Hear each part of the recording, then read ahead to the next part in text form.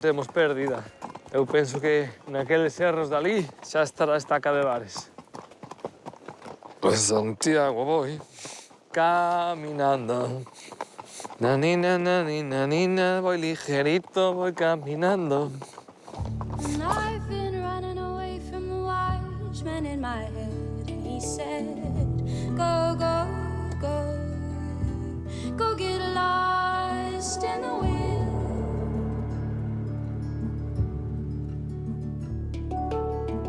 And I've been hearing some whispers. Aproveita a erva, Grelo. Isto recórdame moito de que cando hai así un arcén un pouquiño ancho de erva, teño a costume desde pequeno de vir pola erva. Meu pai sempre facía isto. Por un lado gastas moitas menos ferraduras e por outro lado tes menos impacto sobre o casco do cabalo, xa que a erva sempre lle amortigua un pouco. Xa empeza a haber pasto por todos os lados, Farruco? Menuda invasión de eucaliptos hai aquí tamén. Ui, a ver onde temos que coller agora. Ha de ser recto. Leave that fiery mind behind. Take it along for the ride. Escoitades ese ruido? Xa noto que hai unha das ferraduras floxas. Así que vou parar a meterlle uns clavos antes de perdela, porque senón despois vou ter que ferralo das 4. En unha ruta así, o que menos queremos é ter un cabalo coxo. Así que vou parar a arranxar esta ferradura.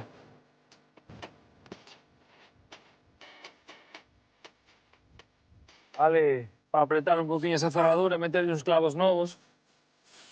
Sorte que sempre traio o meu maletín das emergencias. Nunha viaxe así sempre hai que levar un kit de raxe. Non vai a ser que podamos perder unha ferradura e deixemos o cabalo coxo.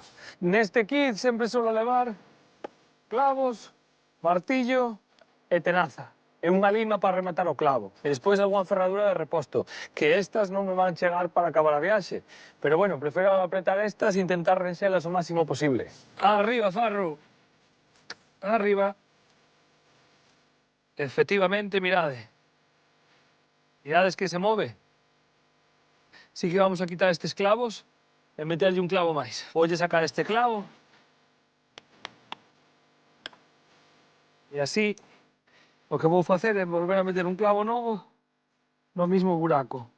Deste xeito tamén o que vou facer é non ter que castigarlle o casco cun novo buraco. Prefiero arranxar ahora e meter un clavo novo que aprete un poquinho a ferradura que perdela, porque a ferradura ainda me aguanta algo antes de cambiar as 4 novas. Inda que pareza que isto lle pode doer, nada, totalmente ao contrario, vale? Isto é a súa pezuña e o seu casco, que sería como para nós as uñas. Entonces hai unha parte do casco do que non ten sensibilidade, porque non hai nervios que lle afecten o dolor, vale? Se nos metemos hacia dentro, sí, vamos a tocar as zonas máis nerviosas do casco, aí sí que podríamos supoñerlle un dolor, incluso deixar o cabalo coxo por resto da viaxe.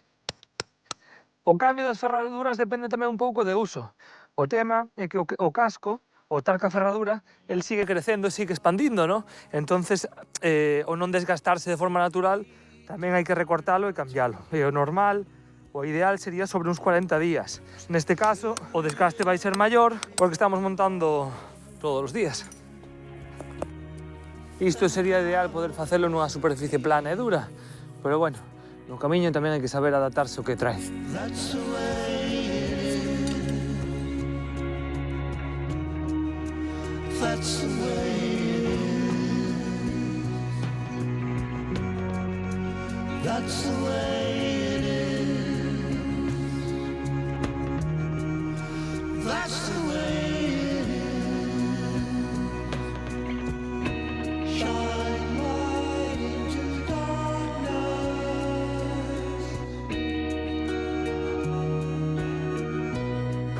Eu viaxando por todo o mundo a cabalo, tendo isto aquí na casa. Que máis se pode pedir?